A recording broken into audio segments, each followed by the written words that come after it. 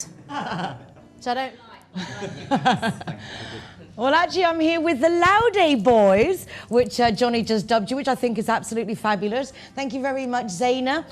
Before I chat with the boys, just to mention, and there's been a lot of changes, and as usual, it happens last minute. We will actually be showing your videos of events that you send us during the summer, because although we'll be back in the studio till October, we will still have programming, but those programs will be from the street, made up with all the videos of the different events. The email address wasn't exactly right, but that's normal. It's me, Marbella, rtvm@gmail.com, but it'll be on the screen, so you can contact us for that. And now, Chris and Dan, welcome. Thank you very much for joining us. Thank you for having us. You're from Laude San Pedro International, Indeed. which just from the kids who've come on to perform at the here in the studio on the programme, I know that your arts and department is fabulous, and Dan, you're in charge of that. And Chris, I thought you were a student the first time you came to the radio. I know, it's fantastic, isn't it? I know, it was like, I just thought it was another one of the boys. The kids who have come to your school, they talk so well and highly of Laude. They love being there. Chris, you're in charge of the secondary school. Yeah. Explain a bit the ethos of Laude. Really, the mission statement of Laude is a community, and it does hugely feel like a community. I came to the school 3 years ago as a teacher, and slowly and surely it's developed into this amazing community that we've got now. Dan came to the school 2 years ago, and he's been absolutely fantastic in helping bring that ethos of creativity, community spirit, and bringing our school into the community to bring people together. So Dan, where are you from? Originally the UK. Whereabouts? In Scarborough, up Oh, in the lovely. northeast. Where the fair is. Exactly, yeah, Scarborough Fair, absolutely.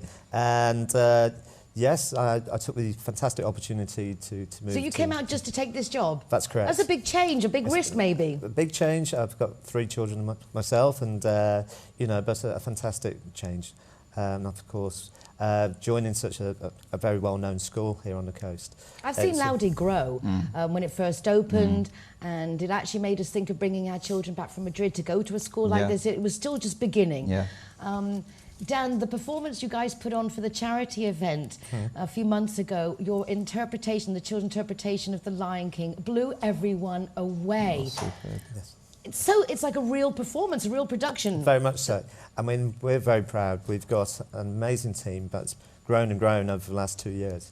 The performers aged from 5 all the way up to 18, dancing, singing.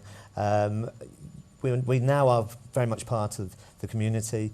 We perform at very large venues. We were here in Marbella at the theatre at Christmas for charity gala, and you know, we're growing from strength to strength. Wonderful. The children, when you come to Kids Talk, which Arseni was talking about earlier, which is on the radio, we do once a week. Hopefully we'll increase that, but once a week the kids come on, different ages, different nationalities, talking about their things. That's when I thought you were one of the students. The rapport between the students and the teachers is very close, more American than English even. Yeah, definitely.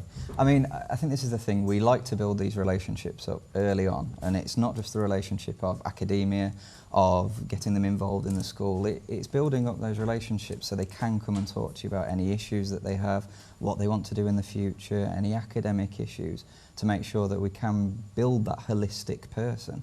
Because the whole idea of being at school has changed so much over the past 10 years. I mean, when I was at school, we had nothing like this department that we've got now. We didn't have those relationships, and it's only for the better. I mean, we've got students leaving in year 12, year 13, who are coming out thanking us. I mean, I've just got an email from a student thanking us for what we've done for them over the past few years. But it does. I remember back in school, you got the teacher who says you'll never do it that way, and the teacher who says if you keep on like that, you're going to make it. Yeah. It is really, it's the same song, different. You know, one's half full, half empty, but it makes all the difference for children. It's a huge difference, and particularly with my role within the creative arts and performing arts, you know, we really are at the heart of school life and the community. But beyond that, we're actually shaping a new curriculum, a curriculum for the future, not that was one that was invented for the sort of Victorian era. And so when we talk about creativity, we're adding 2 more GCSEs in dance and graphic communication in September. We've got A-levels in music technology, music, ICT, food technology. It's not just art, not just at the drama side, but we're actually offering more than any other school does here on the coast. But it's important because if I said to you that in the UK, the latest report shows that the creative industries actually generates 8.8 million per hour. That's where the jobs are, and that's well, where you the know future. something, personally, I've always, with my own private life and the work I do, I work with children who have learning problems, and I know that for me, main part of the problem is expecting all kids to do the same. Exactly. And maybe you've got a math genius, but if I can't do math, it doesn't mean I'm a failure, or I should have to repeat a course. It means that they should be offering me other options to see what Very it much is so. where I do excel, so I can only support what you do 100%. People thinking of where to, Spanish people watching the show practice their English, for example, or any different nationality. In your school, do a little sales pitch. Why should they think of maybe applying to Laude for September to give their, what is the difference they're going to get, even if they live here, whatever nationality? I think this is the thing. If you are Spanish and you do have Spanish children, you want them to develop their languages, you want to develop the creativity. We have our Spanish system program, ESO and Bachillerato, which is taught 60% in English. I mean, you've got the mixture of the carousel, which is the creativity side, which has your music, which has your food technology and your drama on. In addition to that, they also are taught in English in the PE side and also specific subject. If you want to come to the British side completely and have that whole integration, then we have so many different nationalities. We have 50 different nationalities within the school, rising to 54 starting next year. How many pupils are there on average in a class? In a class, we want to keep it below 25 for the school, to keep that individualisation that teachers can go around and give that information to the students so they know how they're progressing. That's what it's all about, making sure that the students, yes, are within the classroom, yes, that they're learning, but they're developing individually as well as in a group. And I think that's fairly unique because we do have the ESO system, the Spanish system, the Bachillerato, but as Chris pointed out, the students are actually join in with the British system within the creative arts, so drama, food technology, music. They get that media. internationality just in their Exactly, day-to-day. exactly. And with 40% of it in English as well to combine, which is fairly unique.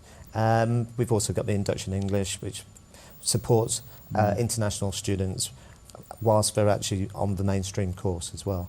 But Makes you want to go back to school. It's like, I know you all say this, don't you? I do, because I actually, although I wasn't a bright student, with learning problems, things, now you realise the benefits. For example, in Spain, they don't make much concession at the moment for that type of thing, whereas in England, there was already, it was better. This thing of making children repeat years that happens in Spain that I'd never heard of before, in very extreme, unique circumstances. But I certainly believe that the school that you're offering today, we'd all, even Johnny would want to go back to school. Because he'd be able to do the things that he, as opposed to made to do, like everything, he'd be able to sing and do his showmanship. He's smiling at me there behind the scene. But he would have been able to flourish as opposed to feel that maybe he wasn't making the grade. Well, certainly the investment has been in place throughout the year. We've got new sound systems, we've got new green screen technology, we're working with sort of different media, and IMAX, we've got a new digital media suite. We'll have to come and record a programme at your school. That'd be Definitely. brilliant. We've got a design, a centre. So we really are the hub of the creative future. And the great thing is the fun that students actually get from this. We've introduced scholarships. We've got some very talented musicians who have been awarded scholarships at the school. And of course, you're welcome to obviously come and get them to perform. Well, I was just thinking in the summer, all our programmes are going to be, because we're going to actually have to revamp the studio and hopefully a new air conditioning unit, because the three of us are literally melting while we are here chatting with you. But we will be out and about with the cameras, and I'm just thinking, sobre la marcha, as we go along, that maybe your students could help produce one of our programmes and stuff, or do something. That'd be certainly fantastic. Give them some hands-on life experience. Well, we've got a new experience starting on Saturday for the month of July.